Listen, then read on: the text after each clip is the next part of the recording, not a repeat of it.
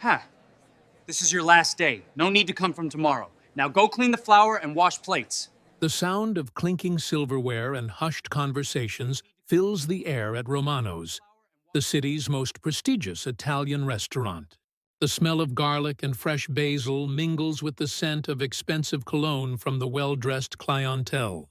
Crystal glasses catch the warm amber light from the chandeliers, casting dancing shadows across white tablecloths worth more than most people's weekly paychecks. In this world of privilege and prestige, Marcus Thompson moves quietly between tables, his black uniform crisp and spotless despite the long hours. For 3 years, he's been invisible here, refilling water glasses, taking orders, clearing plates like clockwork. The wealthy patrons barely glance at him as he works, their eyes sliding past him as if he were part of the furniture. No one knows that beneath his humble demeanor lies a past filled with honor, sacrifice, and expertise that could command respect in any room. No one even notices how his posture remains perfectly straight, how his movements are precise and calculated, or how his eyes constantly scan the room with the trained awareness of someone who once protected others with his life. But when the restaurant's management team struggles with a crisis that threatens to destroy their reputation, Marcus observes from the corner, his trained mind already calculating solutions. What they didn't know was that this quiet waiter had once led men through life-and-death situations, had made split-second decisions that saved lives, had earned medals for valor that now sit forgotten in a box at home. And with just one moment of courage, he was about to remind them all that respect isn't determined by the color of your uniform or your skin, because sometimes the most powerful people are the ones society refuses to see. If this story moves you, hit that subscribe button. We share incredible stories of overlooked heroes every week. Rate this story from 0 to 10 in the comments, and tell us about a time you witnessed hidden strength being dismissed because of prejudice. Your stories matter, and they inspire our next videos. Let's build a community that sees beyond the surface. Marcus Thompson had worked at Romano's for 3 years, moving through the dining room with the quiet efficiency that made him nearly invisible to the wealthy clientele. He cleared tables, refilled wine glasses, and smiled politely as customers spoke around him as if he weren't there. The management team, led by the abrasive owner Vincent Romano and his equally dismissive son Tony, walked by him as if he were a shadow on the wall. But Marcus watched. He always watched. The restaurant buzzed with its usual evening energy. Crystal chandeliers illuminated tables where business deals worth millions were discussed over $200 bottles of wine. In the corner booth, a senator laughed loudly with lobbyists. Near the window, tech executives celebrated a merger that would affect thousands of jobs. And weaving through it all, Marcus served them with quiet dignity, his military training evident only to those who knew what to look for. The way he kept his back straight, how he scanned exits, the precise economy of his movements. On that particular Tuesday evening, Marcus heard something that made his blood run cold. 3 men in expensive suits sat at table 12, their voices growing louder with each glass of wine. Their conversation had shifted from business to something far more sinister. "These people don't belong in places like this," one of them sneered, gesturing dismissively at Marcus as he passed. "This used to be a respectable establishment." Vincent Romano, standing nearby reviewing reservations, chuckled and nodded. "Don't worry about it. These types know their place. They're good for manual labor, nothing more.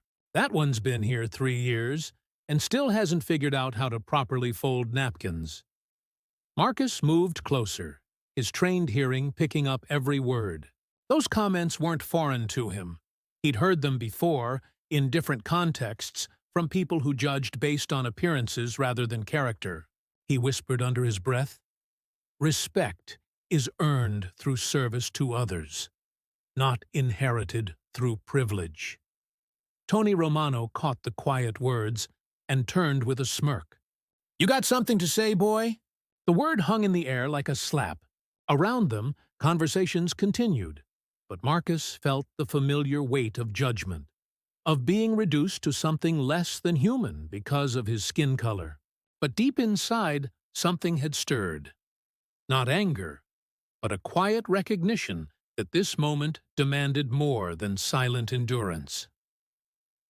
20 minutes later, the situation escalated dramatically. The three businessmen at table 12 had been served their entrees, but something was wrong. Very wrong. Within minutes, one of them was clutching his throat, his face turning red as he struggled to breathe. Then the second man began showing the same symptoms. Panic rippled through the restaurant as other diners realized what they were witnessing. "Call 911," someone shouted. "Food poisoning!" Vincent Romano rushed over, his face pale as he realized the magnitude of the crisis. His son Tony stood frozen, watching their reputation crumble in real time. Other customers began pushing away their plates, fear spreading through the dining room like wildfire. Marcus approached the chaos, his military medic training automatically assessing the situation. He could see the signs. This wasn't food poisoning. The symptoms were too rapid, too severe.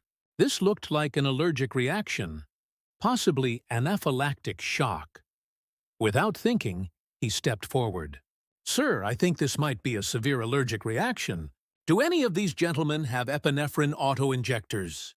We need to get back to your station," Tony Romano snapped, his voice cutting through the panic. "This is none of your business. You're just a waiter." Dead silence fell over the immediate area. 12 pairs of eyes turned to Marcus, some filled with curiosity, others with the same dismissive attitude he'd endured for years. Vincent Romano looked at him with barely concealed contempt. "You heard my son. This is way above your pay grade, Marcus. Go clean some tables and let the adults handle this." The EMTs hadn't arrived yet, and the affected men were getting worse. Marcus could see the signs of respiratory distress escalating. His military training screamed at him to act. He'd seen these symptoms before in combat situations where soldiers had severe allergic reactions to local foods or environmental factors. Marcus walked away from the scene, but this time something was different. That wasn't just embarrassment burning in his chest. That was righteous indignation finally waking up. He'd spent 3 years being treated as less than human, watching people judge him based on assumptions and prejudices. But tonight, watching 2 men potentially die while he was dismissed because of his race and job title, something fundamental shifted. In his mind, he could hear his old commanding officer's words. "Thompson, a true leader serves others regardless of the cost to himself. Sometimes doing what's right means standing up when everyone else wants you to sit down." In his small apartment that night, Marcus sat with a worn leather photo album in his hands. On the cover, embossed in faded gold letters, "Sergeant First Class Marcus Thompson, A 2nd Airborne Division." The pages were full of commendations, photographs from 3 tours of duty, and memories of a time when his leadership had meant the difference between life and death for the soldiers under his command. Back then, military tactics and emergency medical procedures had been his language. He'd earned a Bronze Star for leading his squad through an ambush that saved an entire convoy. His Purple Heart came from the same engagement, shrapnel that left scars on his back, but didn't stop him from carrying 2 wounded soldiers to safety. The Combat Medical Badge testified to his advanced medical training, earned through months of intensive study, that qualified him to perform emergency procedures under fire. The last time he'd touched this album, he'd been preparing for a promotion ceremony that never came. His fiancée, Sarah, had been diagnosed with stage 4 cancer, and the medical bills had started piling up faster than his military salary could cover. The choice had been simple: stay in the Army and watch the woman he loved struggle alone, or take early discharge and find work that would provide the insurance coverage she needed. He'd chosen love over career advancement, taking a job at Romano's because it offered immediate employment and health benefits. Sarah had lived 18 more months. months filled with treatments they could afford because of his sacrifice. When she passed, Marcus had grieved not just her loss, but the loss of his identity as a leader, a protector, a man whose skills had once commanded respect. For 3 years, he'd accepted the invisibility, the casual racism, the assumption that his worth was limited to carrying plates and cleaning tables. He'd told himself it was temporary, that he was paying his dues until he could figure out his next move. But tonight, watching those men suffer while being dismissed based on the color of his skin and his job title, he realized he'd been betraying everything his military service had taught him about standing up for others. Marcus carefully turned the pages, stopping at a photo of his medical training class. 12 soldiers, representing every race and background, unified by their commitment to save lives. His instructor, Staff Sergeant Rodriguez, had drilled one principle into them. In an emergency, there are no ranks, no colors, no backgrounds. There are only people who need help, and people trained to help them. He looked at his discharge papers, noting the recommendation for civilian employment. Sergeant Thompson possesses exceptional leadership abilities, advanced medical training, and the moral courage to make difficult decisions under pressure. He would be an asset to any organization fortunate enough to employ him. But Marcus didn't cry over what he'd lost. Instead, he turned to his laptop and started researching the symptoms he'd witnessed that evening. His suspicions were confirmed: the rapid onset, the specific respiratory distress, the progression of symptoms all pointed to anaphylactic shock, likely triggered by an undisclosed allergen in the restaurant's food preparation. "There it is," he whispered, looking at the medical literature on his screen. It was always there. The knowledge, the training, the ability to save lives. It had never left him. He'd just been conditioned to believe that his current circumstances defined his worth. Tomorrow, he would walk into Romano's not as an invisible waiter accepting discrimination, but as a trained professional whose expertise could no longer be dismissed. Because sometimes courage isn't about charging into battle. Sometimes it's about refusing to let ignorance and prejudice prevent you from doing what's right. The next evening, Romano's was buzzing with nervous energy. Word had spread about the previous night's incident, and the restaurant was facing its first real crisis in decades. Vincent Romano paced behind the bar, fielding angry phone calls from customers demanding answers. The health department had launched an investigation, and social media was already spreading rumors about food safety violations. Marcus arrived for his shift early, as he always did. But tonight was different. In his locker, alongside his uniform, he'd placed a small emergency medical kit, the same one he'd carried during his final tour of duty. He wasn't planning to use it, but having it there reminded him of who he really was beneath the server's apron. The dinner crowd was smaller than usual, but tensions ran high. Every cough from a customer sent the staff into panic mode. Vincent Romano watched the dining room like a hawk, his usual arrogance replaced by genuine fear for his business. Then it happened again.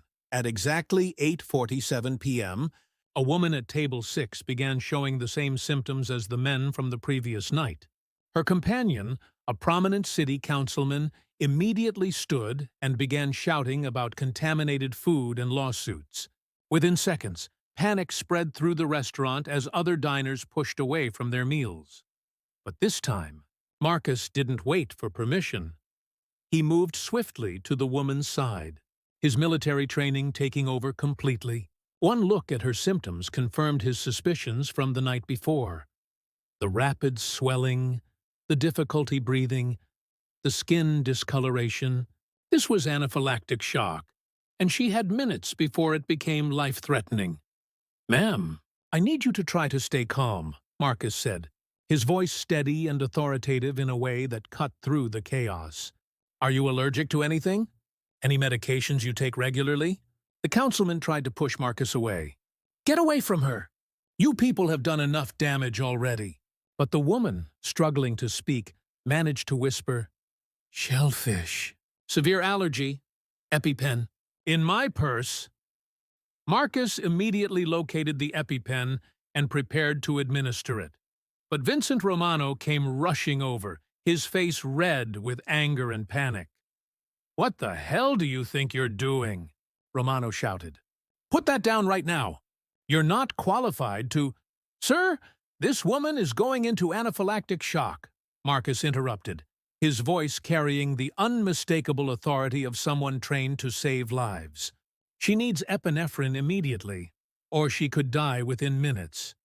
I'm trained in emergency medical procedures. You're a waiter."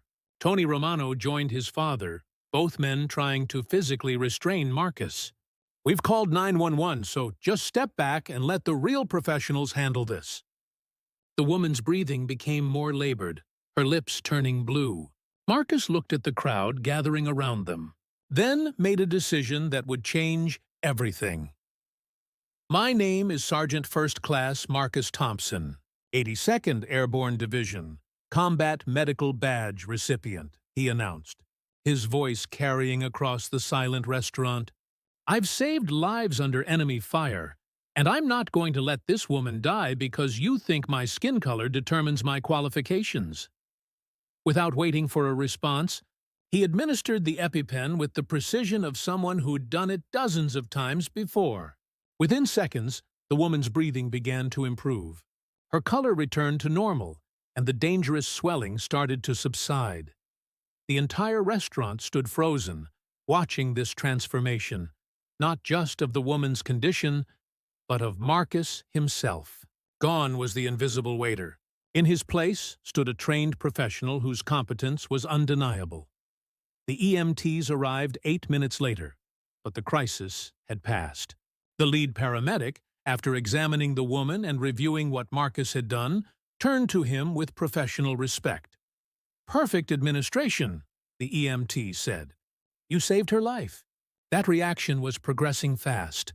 Another few minutes, and we might have been too late. "What's your medical background?"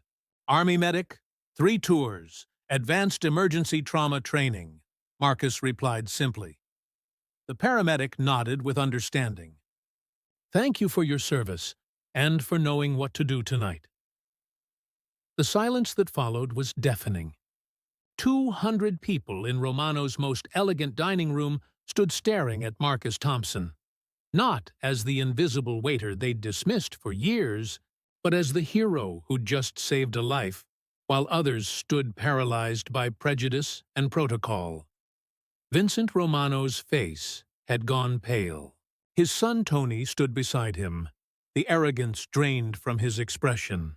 The city councilman who'd tried to push Marcus away now looked ashamed, his earlier words hanging in the air like an accusation.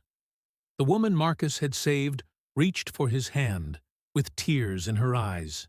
"Thank you," she whispered. "I don't know what would have happened if you hadn't been here." "Just doing what needed to be done, ma'am," Marcus replied with quiet dignity. But the crowd wasn't ready to let this moment pass quietly. A businessman who'd witnessed the entire scene stood up at his table. "Wait a minute," he said, his voice carrying clearly across the room. "Did I just watch the staff try to prevent a trained medic from saving someone's life?" Murmurs rippled through the restaurant. People began pulling out their phones, some recording, others typing furiously. Social media posts started appearing in real time. Waiter reveals military background while saving life at Romano's. Restaurant staff tries to stop hero from helping customer. Vincent Romano realized the magnitude of what had just happened. His restaurant wasn't facing a food contamination crisis. They were facing a much worse revelation about their treatment of employees and assumptions based on race. He approached Marcus cautiously. "Maybe we should talk privately," he suggested, gesturing toward his office. "No," Marcus replied firmly. "If you want to talk to me, we can do it right here. I've spent 3 years being treated as if I don't matter, being spoken to like I'm somehow less than human. If you have something to say, these people deserve to hear it too." The restaurant fell silent again. Vincent Romano found himself in a position he'd never experienced. being held accountable publicly for his treatment of someone he'd dismissed as unimportant. Marcus continued, his voice steady but filled with years of suppressed dignity, demanding recognition. "You want to know who I am? I'll tell you. I served 3 tours in Afghanistan and Iraq. I saved the lives of 17 soldiers under combat conditions. I earned a Bronze Star for valor, a Purple Heart for wounds received in action, and a Combat Medical Badge for advanced emergency medical training." He looked directly at Tony Romano. "I left the military to care for my dying fiancée because her medical bills were more than my soldier's salary could cover. I took this job you've made clear you think is all I'm capable of because it offered immediate health, insurance that kept the woman I loved alive for 18 more months." Chattiher crowd was completely silent now, hanging on every word. "I didn't leave my expertise in the military," Marcus continued. "My knowledge never left me. I just had to walk away from a career I loved for something more important. Love itself. I've worked here for 3 years, listening to jokes about my intelligence, comments about what my people are capable of, assumptions about my worth based on nothing more than the color of my skin and the uniform I wear to pay my bills." Vincent Romano tried to interrupt, but Marcus held up a hand. "I'm not finished.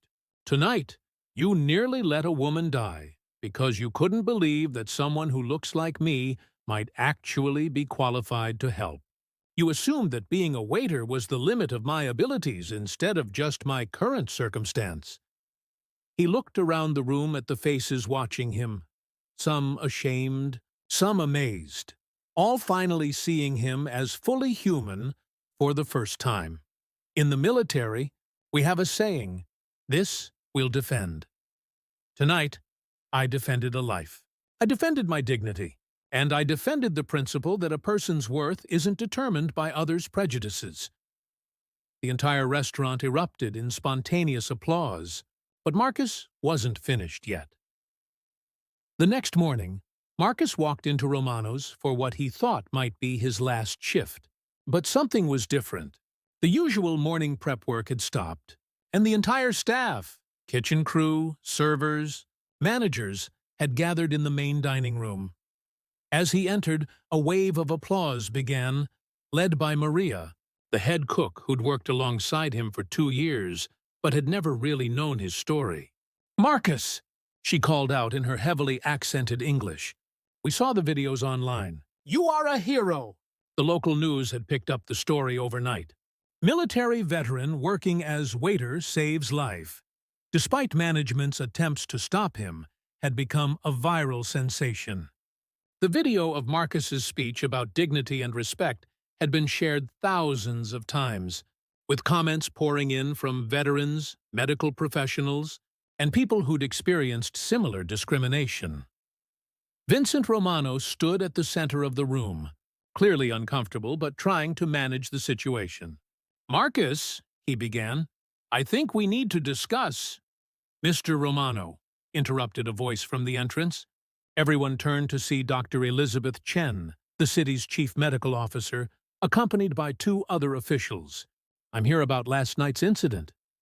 The room tensed, expecting an investigation into food safety violations. But Dr. Chen walked directly to Marcus. "Sergeant Thompson," she said, extending her hand. "I reviewed the EMT reports from last night. Your quick action and proper medical intervention saved that woman's life. On behalf of the city, I want to thank you for your service, both military and civilian." She turned to address the room. "I also want to address the misinformation spreading about food contamination. Our investigation revealed that both incidents involved customers with severe allergies who consumed dishes containing undisclosed allergens. This wasn't a food safety issue. It was a labeling and communication problem that Mr. Thompson here identified and properly treated." Vincent Romano's relief was visible, but Dr. Chen wasn't finished. "However," she continued, "we're deeply concerned about reports that restaurant management attempted to prevent a qualified medical professional from providing life-saving care." That's not just morally questionable. It could have legal implications. The room fell silent. Marcus felt the weight of everyone's attention, but this time it felt different. This time, he was being seen. Dr. Chen continued, "Mr. Thompson, I understand you have advanced medical training and military experience. Our Emergency Services Department has an opening for a civilian medical coordinator, someone who trains first responders and coordinates with veterans' medical services. The position comes with full benefits and a salary commensurate with your qualifications and experience." The offer hung in the air like a lifeline Marcus had never dared to hope for, but he looked around the room, at Maria wiping tears from her eyes, at the younger servers who'd looked up to him, at the kitchen staff who'd shared quiet moments during busy shifts. Then he looked at Vincent Romano, seeing something that might have been genuine remorse in the older man's eyes. "Dr. Chen, I'm honored by the offer," Marcus said slowly, "but I'd like to make a counter-proposal." He turned to Vincent Romano. "This restaurant needs someone who understands emergency procedures, who can train staff in allergy awareness and crisis response. Someone who can build bridges between the kitchen and the dining room, between management and staff." Vincent Romano nodded slowly, understanding. "You're talking about a position that doesn't exist yet." "I'm talking about creating something new," Marcus replied. "A head of operations position, someone who ensures that every person who walks through these doors is treated with dignity, and that every person who works here is valued for who they are, not what others assume about them." The room buzzed with excitement. Maria clapped her hands together. "See, this is perfect." Vincent Romano extended his hand to Marcus. I think we can make that work. I owe you an apology, Marcus. Several apologies. And I owe you the respect I should have shown from day one." The handshake between them represented more than a job agreement. It was a recognition of worth that had been 3 years in the making. 6 months later, Marcus Thompson still arrives at Romano's every morning, but now he walks through the front door instead of the service entrance. His new office overlooks the dining room where he once served invisibly, but now he's implemented changes that have transformed the entire establishment. The restaurant's allergy awareness program, designed by Marcus, has become a model for other establishments citywide. Every staff member receives training in emergency medical response. More importantly, the culture has shifted. Respect and dignity are now as much a part of the service as the finest Italian cuisine. Young servers seek his guidance regularly. "Mr. Thompson," asked Janet, a college student working part-time, "how do you handle it when customers are disrespectful?" Marcus smiled, straightening a framed photo on his desk, his old military unit, a reminder of service and brotherhood. "I tell them what I learned in the army and relearned right here in this dining room," he said. "Respect isn't something you demand. It's something you earn through how you treat others, especially those who seem to have less power than you do."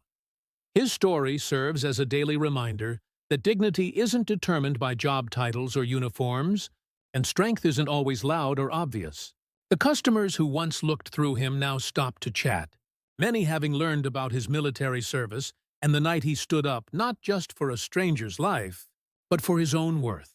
Dr. Chen's job offer remains open, but Marcus has found something more valuable at Romano's: the opportunity to create change from within, to transform a place that once diminished him into one that celebrates the full humanity of everyone who enters. Sometimes the most powerful revolutions happen not through dramatic confrontations, but through quiet acts of courage by people who refuse to accept being made invisible. Marcus Thompson's story reminds us that heroism isn't always about charging into battle. Sometimes it's about standing up and saying, "I matter. My skills matter. My dignity matters." What hidden strengths are waiting to be recognized in the people around you? How many Marcus Thompsons are serving your coffee, cleaning your offices, or working quietly in roles that don't reflect their full capabilities? Share your thoughts below. And remember, respect is always a choice.